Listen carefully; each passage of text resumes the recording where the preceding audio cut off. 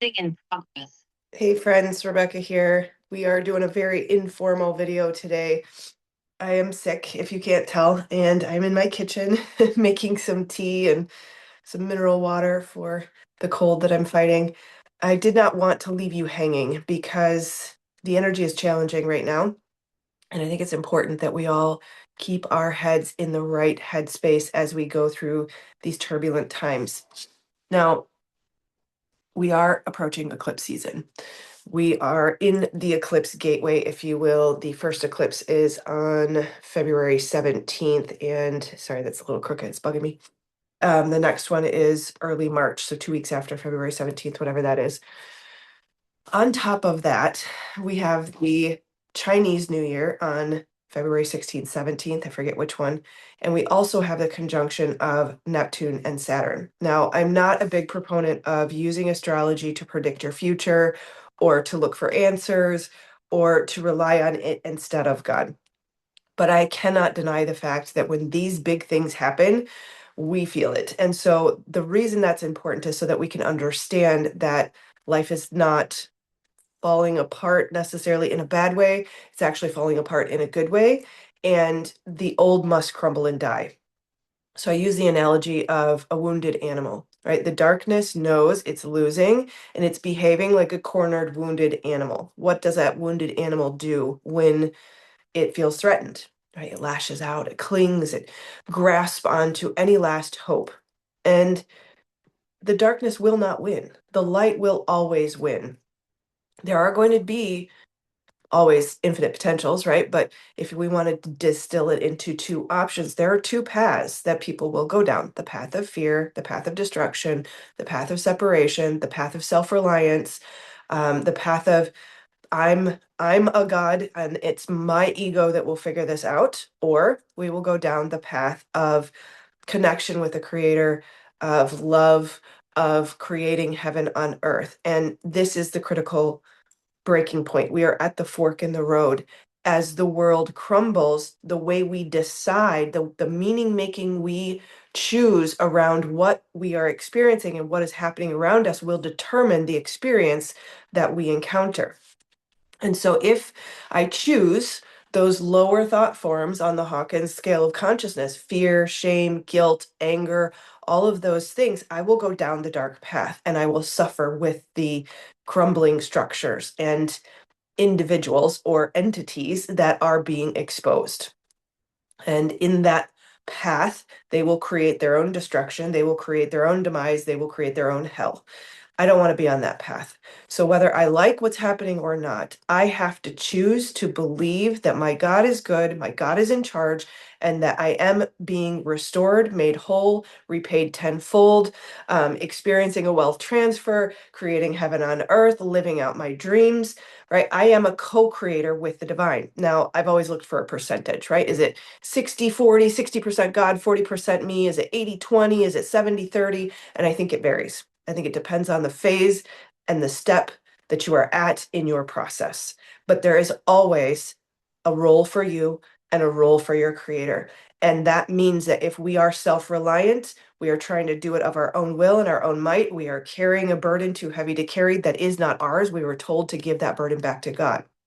But if I'm solely relying on some external force to come and save me, to fix my life, to make everything better for me without my participation, even if it's just from the belief perspective, then I will be left wanting, right? So things are going to be very challenging and seemingly problematic this year, especially during eclipse season. So there's usually a 2 week window before the first eclipse, 2 weeks in between the two eclipses, and another 2 weeks after that eclipse where we feel the intensity. So this 6 week period that we're in right now is going to be intense.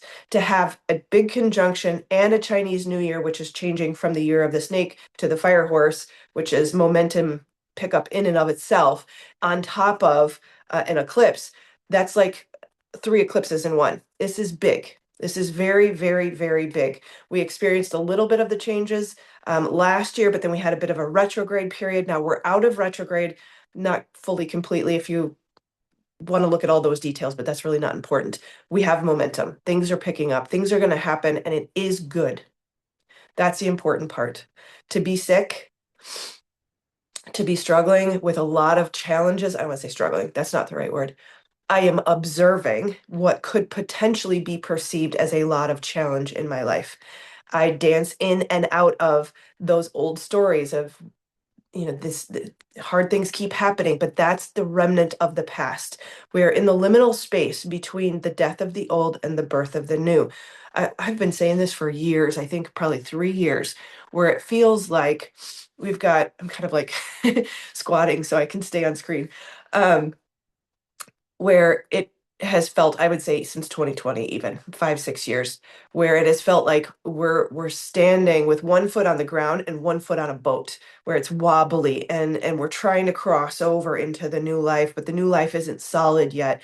And we dance, we go back and forth and back and forth. And so as you experience the evidence or the materialization of the past that still is in your environment, remember, it is an echo of the past. It's distorted code. It's an outdated program. It is the death of the old. If you look from a neuroscience perspective, dendrites, neural pathways in your brain, they're physical structures, right? And I always use my hands as kind of the example. They have sort of these branching out structures from the center nuclei and then the stem. They interact and they talk to each other. And when we dissolve an old neural pathway, when we stop using it, it takes time. And that neural pathway will literally dissolve into hot air if we stop using it. We use cognitive behavioral therapy to catch and replace so that we can expect that the old is going to show up. Those thought forms will show up. That experience will show up. The old, for some reason, I'm like demon, right? The old demons will rear their ugly heads.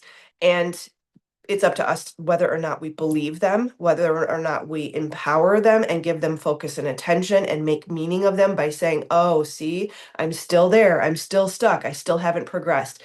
I am sorry, but that is a demonic force trying to get you to believe something. And we don't want to externalize the enemy because you're not oppressed. You are sovereign. You have power and authority. So you could call it a dendrite. You could call it a physical structure. You could call it vibrating atoms because it all are true, right? And so if this is just a physical structure in my brain, I have the power and authority over it to say, no, I see that you used to be here and there's still part of you left, but I choose to know, not even just believe, but I know you are going away. Right. And so when I'm cognitive behavioral therapy, I've seen you, I've caught you, I've stopped you in your tracks, and I've said, no, we're going over here. Right. You're old. I'm not acting on you. I'm not believing you. I'm not feeding you through meaning making. I'm not giving you any power and authority. You are already cast out of my life. Right. So liminal space, the old is dying, the new is being reborn. This is the hardest part because our brains are designed to go to old neural pathways, to go to old thought habits. This is where it requires some effort for some time. To create a new neural pathway, it takes 90 days just to get the nub of a new one, right? Up to 6 months to get that fully formed structure. And so that means it requires effort in the space in between where we catch and replace. It's going to require effort. We heal trauma so that we can restore capacity so that I have bandwidth for the effort that is required. I can't just effort myself there if I have a lot of unhealed trauma that so disorganizes my system or dysregulates my system that I am completely shut down. So I've healed the trauma, I've desensitized the trigger so that I have capacity and bandwidth for the effort that it takes to build the new, to take that old thought and say, no, you're old. I don't believe you. This is my new belief. Right. A lot of sinus pressure. So it's hard to breathe, let alone talk a lot. So point being, while the old crumbles around us, literally just about everything from a global structural perspective is changing. It's already happening. We don't fully see it all. And many times when we do finally see it, it's been happening in the background for a long time. So again, choose the way you make meaning of it, choose the way you perceive what is happening. It is good. If you can only find one belief to insist on, you insist on it is good, God is good. And my go-to phrase, thank you, God, I trust you. It's already done. Thank you, God, I trust you. It's already done. Thank you. It's already done. I trust you. mix and a match, if you will, right? But refuse to believe anything that is not good. Okay. The last piece is formulate your vision. Formulate your vision. It is safe to trust the guidance of the desires of your heart. Any fear that comes up around that, any limit that comes up around that is wrong, is false. You are connected to the creator of the universe. The creator of the universe lives inside of your body. The Holy Spirit causes your heart to beat and your lungs to breathe. The very breath that you breathe is the breath of God. Formulate a vision that is limitless. And any fear or any limit that comes in is a lie. It is not true. It is not for you. It is not your future. It is not your destiny. God says, "For I know the plans I have for you, plans to prosper you, to give you a hope and a future, not to harm you." Okay, so formulate the vision for your future and insist on knowing you are going there. Refuse to believe that any other lie that says you won't. Okay? I feel like we're getting on the roller coaster right now. We're getting on the roller coaster. We can either make it fun or we can scream in terror. Either way, we're going down the roller coaster. So you get to decide, how are you going to enjoy this journey? It's up to us to make life enjoyable.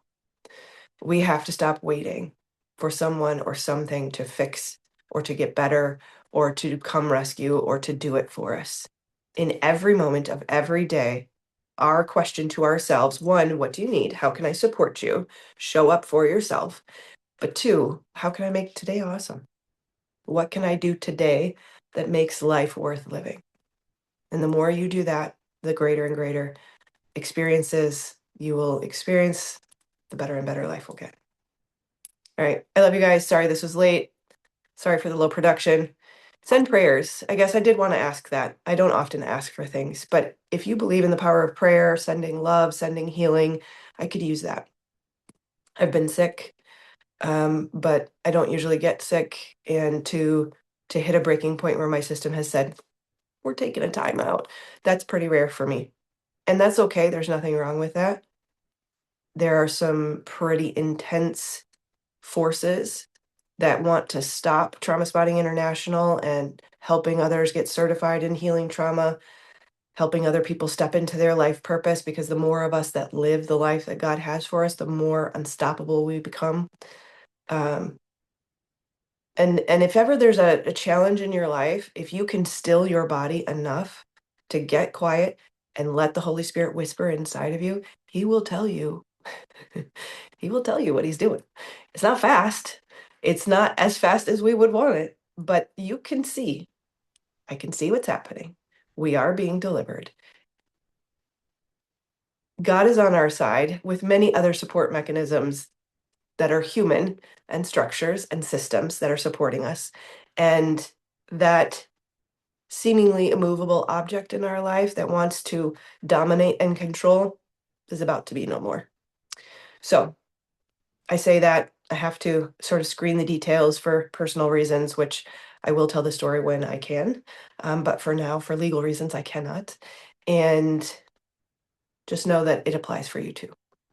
Talk to the Holy Spirit, get the guidance, know that he is on your side, know that you are going to be delivered if you can believe it. If you can refuse the pissy mindset of the toddler or the teenager that wants to say, fuck this, I hate this, this sucks, right?